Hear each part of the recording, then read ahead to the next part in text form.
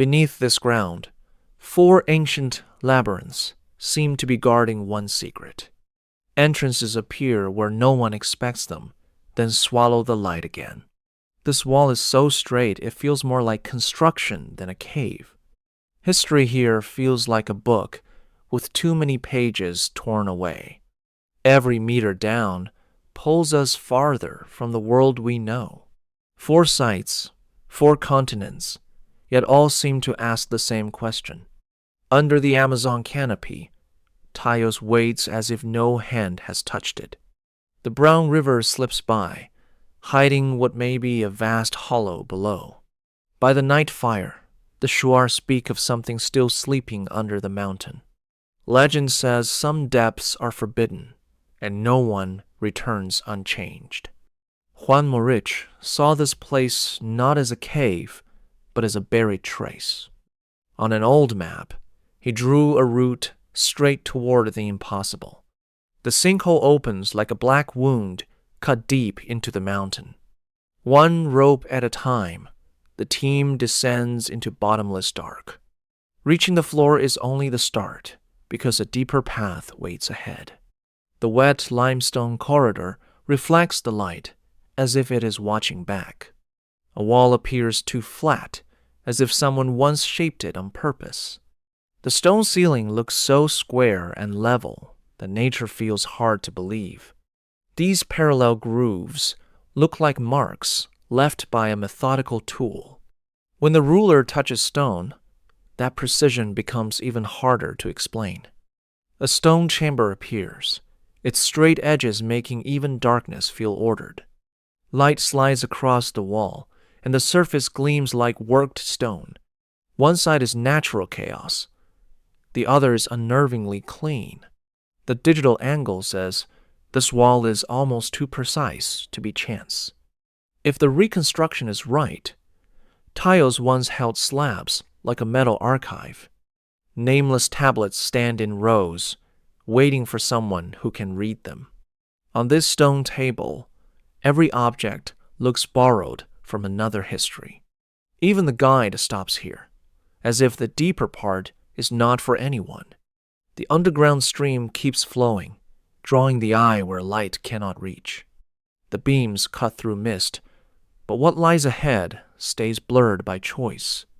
A rectangular imprint appears in the mud, as if something once stood here. The old map and new data start matching more than they should. One newspaper headline turned an underground rumor into a global question. In 1976, Taos became more than legend. It became a major test. Neil Armstrong came here not for the moon, but another darkness below. Before the descent, every strap and headlamp is tightened for a one-way trip. Each ladder rung creaks, and the darkness below answers nothing. The first chamber is too wide, and the far wall stays beyond the light.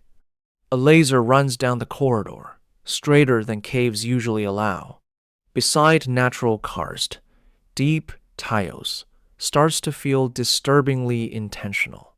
This rectangular hall feels buried, not carved by water and time.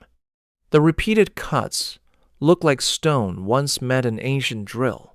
No lamp niches, no soot, as if this place never needed fire. One clap breaks out, then returns in layers like a designed room. The pebble falls for too long, making the depth suddenly real. The side shaft is so dark that even headlamps vanish inside it. Sharp impressions in the mud look more geometric than random. If this room once existed, it looked less like treasure than knowledge. Eric von Daniken saw more than rock here.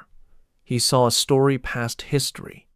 The same map can suggest a different civilization to each observer. Natural layers run one way, while the flat cut breaks from that rule. Water makes curves, but Taos keeps repeating suspicious straight lines. This edge is so sharp that even a drop of water cannot soften it. A flat ceiling slab hangs overhead like the roof of a buried hall. A collapse hid the next section, or kept it from every beam of light. That black doorway stands like an answer no one has reached deeply enough to hear. The expedition photo captured humans standing before something larger than theory. The storm roars above, while below, the maze stays silent as ever. Taos ends in darkness, but that straight corridor refuses to disappear. The survey tape stops at the final edge of what humans have touched. Leaving Ecuador, the mystery leads to Cappadocia's pale volcanic stone. From above, Cappadocia looks peaceful, hiding a city under its surface. These quiet stone towers once concealed a world living deep below. Beneath an ordinary house, dark stairs open into another world. Each step down shrinks daylight and deepens the sense of burial. This round stone door was made not just to close, but to survive. Roll it into place, and the corridor becomes a sealed fortress. The passage is so tight, it forces every body to bow to the city. This stable chamber shows shelter once had to hold both life and fear. Storage jars line the walls, proving this was no one-night refuge. Soot on the ceiling says fires burned here for a very long time. A small chapel lies hidden in stone, as if faith also learned to descend. The ventilation shaft rises so high that the eye cannot hold its bottom. One narrow beam of light reveals the nearly absurd scale of this work. The well suggests this city was planned for months of isolation. The crossroads below the town open like a maze, yet every branch has a purpose. The reconstruction shows families living, praying, and enduring inside the stone. Food, livestock, shelter, everything points to preparation for very long days. 18 levels sink underground like a city turned upside down into darkness. 60 meters below daylight, an ancient world still found a way to function. The capacity here is so large, it no longer feels like a refuge. The corridor keeps going, as if the city refuses to reveal itself at once. The narrow section squeezes the shoulders and makes survival feel costly. Wall niches repeat like the heartbeat of a calculated design. This meeting room shows an underground society that was highly organized. The smoke rises perfectly, as if the whole city was designed to breathe. A trembling ribbon proves that air still moves in the depths below. The water plant shows this place was built not just to hide, but to last. At the surface, it is only a quiet field above a buried metropolis. If all that stone was removed, where did it actually go?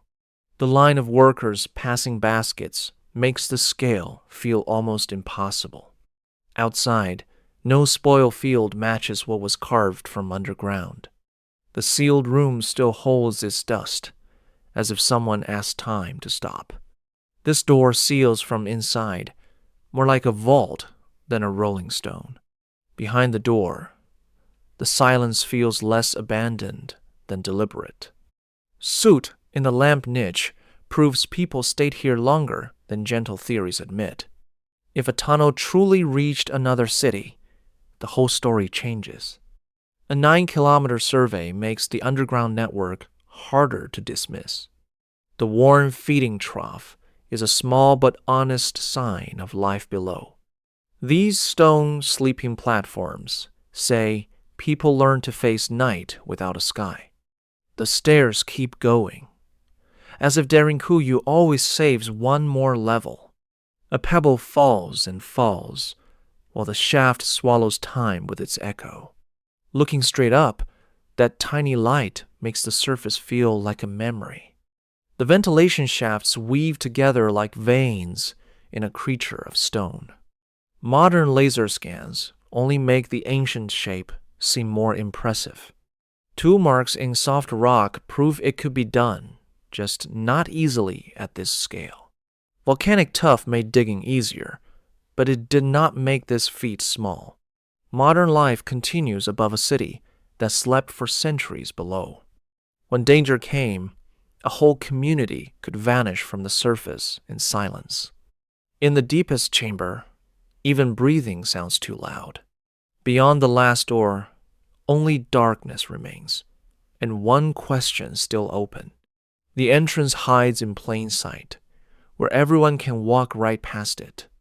Layer after layer of stone doors shows this place was built to hold out. Food stores, stacked in sequence, suggest preparation for a very long isolation. Every detail in Derinkuyu says the same thing. This place had a clear purpose. From Turkey, the trail of mystery leads on to the hills of Bosnia.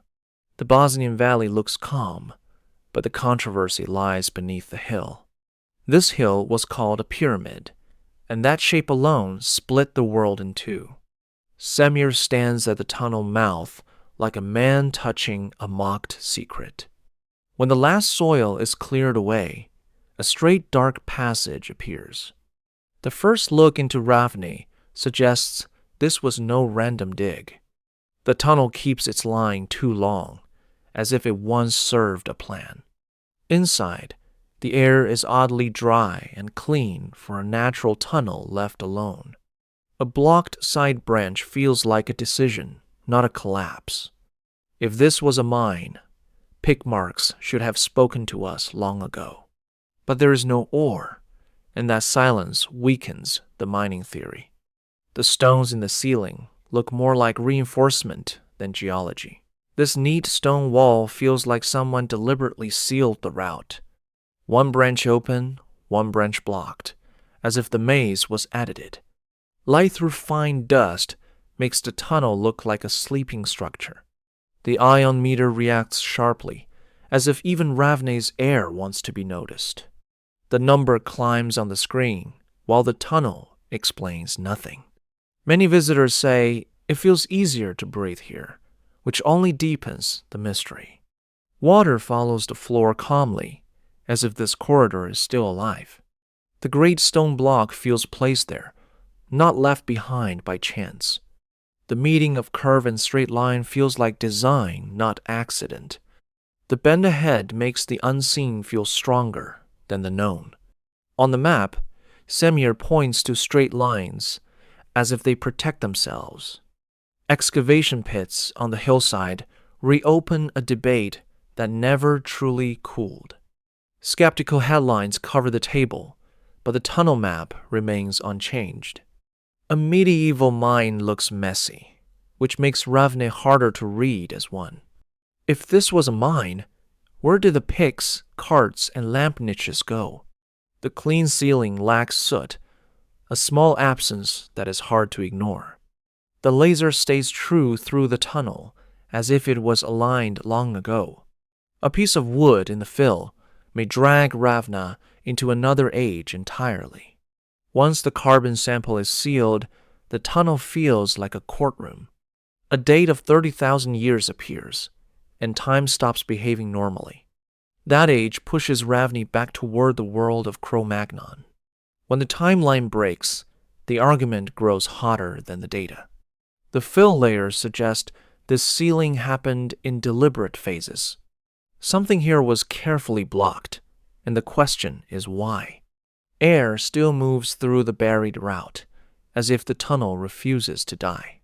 The chamber is so quiet that the first feeling is not fear, but being watched.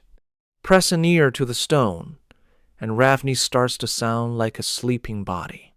The resonance test suggests a structure that answers sound by design. Modern instruments measure much, but not the purpose behind it all. The vanishing point at the end of the hall pulls the eye like an order. The left branch is sealed, the right stays open, and the asymmetry feels like a message. Under work lights, each brushstroke of dirt can wake a fresh argument. Ancient wood emerges under soft brushes, like time revealing a fragile clue. A buried fragment proves the The past sometimes survives only by getting trapped. The debate room holds no answer, only many opposing convictions. Samir speaks like a man used to doubt, yet unwilling to retreat. The wall shows no mining scars, so the mine theory keeps losing ground. The ghost of a mining cart appears only in comparison, never in Ravne itself. A taut line through the center shows this straightness may not be accidental. The wet floor mirrors the light, making the tunnel look twice as deep. A storm sweeps the hill, while Ravne keeps its uncomfortable secrecy below. The final chamber stays silent, as if it chose not to say more. Ravne offers no answer. It only makes the question more stubborn. From Bosnia, the mystery drifts to a quiet village pond in Longyou. At dawn, the pond is so calm that no one imagines a stone hall below. Old Wu Anai meant only to pump water, but opened a buried world instead. The water level drops, and the darkness below begins to take shape. When the black opening appears, the whole village faces something unnamed. The first ladder down leads not into a pond, but into missing history. The first chamber is so vast that every person inside becomes small at once. Monolithic stone pillars rise like giants holding up the ceiling. Every wall is covered with slanted cut marks, beautiful enough to unsettle. Seen up close, each groove repeats the rhythm of a very consistent method. Humans look tiny in this hall, and the scale nearly defies reason. From above, the chamber looks nothing like a space built small. The bases of the pillars are neatly shaped, as if form and load both mattered. 30 meters of stone overhead makes the silence feel physically heavy. One chamber seems set apart from the others, as if each had its own logic. 24 chambers hide below ground, and each makes the old question bigger. Other ponds also become entrances, making Longyou feel like a complex, not one cave. Everything was carved directly into sandstone, with unnerving precision. 1,000,000 cubic meters of stone were removed, and that number is a mystery by itself. That equals 400 Olympic pools of missing rock. Yet outside, there is no spoil mountain to match what vanished. Peaceful fields above conceal a colossal work memory never kept. Another chamber is drained, and Longyou swells with every discovery. Flooded floors mirror the ceiling, as if two halls are stacked together. When tested acoustically, the room answers with astonishing order. Torchlight grazes the grooves, and the shadows make them look machine-made. The even ridges push many people to imagine tools beyond familiar limits. Steps carved into the wall show this place was used, not merely made and left. Channels in the floor suggest water was controlled, not merely passing through. The alignment of the pillars gives Longyou the feel of real structural intent. A walkway over water makes this hall feel unfinished more than ruined. The 3D scan appears, and modern tech only heightens the ancient wonder. When officials arrive, this stops being a village mystery and becomes a national one. The excavation reconstruction imagines endless labor, yet something still feels missing. If people once passed stone hand to hand, the work was vast beyond identity. Outside, no spoil remains, as if a mountain was erased without debris. The records say nothing of Longyou, and that silence is stranger than the chambers. A blank place in history can feel scarier than a lie. Page after page, no dynasty ever claims to have built this place. The mirrored chamber blends stone, shadow, and emptiness into unstable reality. A raised platform in the center suggests this room once had a central function. The pointed roof rhythm shows the builders understood stone weight well. A small boat in the chamber suddenly makes the scale feel real. As more chambers appear together, Longyou stops looking like an isolated exception. Another underwater entrance appears, and the map must be drawn again. A laser across the cut marks highlights a regularity the eye already doubts. Smooth and rough surfaces side by side reveal intent against incompletion. Symmetry in stone proves nothing, yet it refuses to side with chance. A pillar vanishes into darkness, making the chamber feel larger than the camera can hold. The largest chamber appears as a warning that Longyou may still be hiding its true size. When the water returns, part of the mystery sinks away again. The village above lives calmly, unaware of the giant voids below. Longyou left no record behind, as if someone built it, then erased the memory. From one chamber, a wider pattern starts repeating across continents. 4 sites, 4 settings, yet all hint at the hand of calculation. Straight lines, cut marks, ventilation, scale, every feature repeats too often. What is missing from the record may be the strongest sign that something is wrong. Machine-like cut marks appear across places, ages, and very different stone. A lost civilization sounds bold, but the questions are just as bold. And at the final look down, one feeling remains. We have only touched the surface.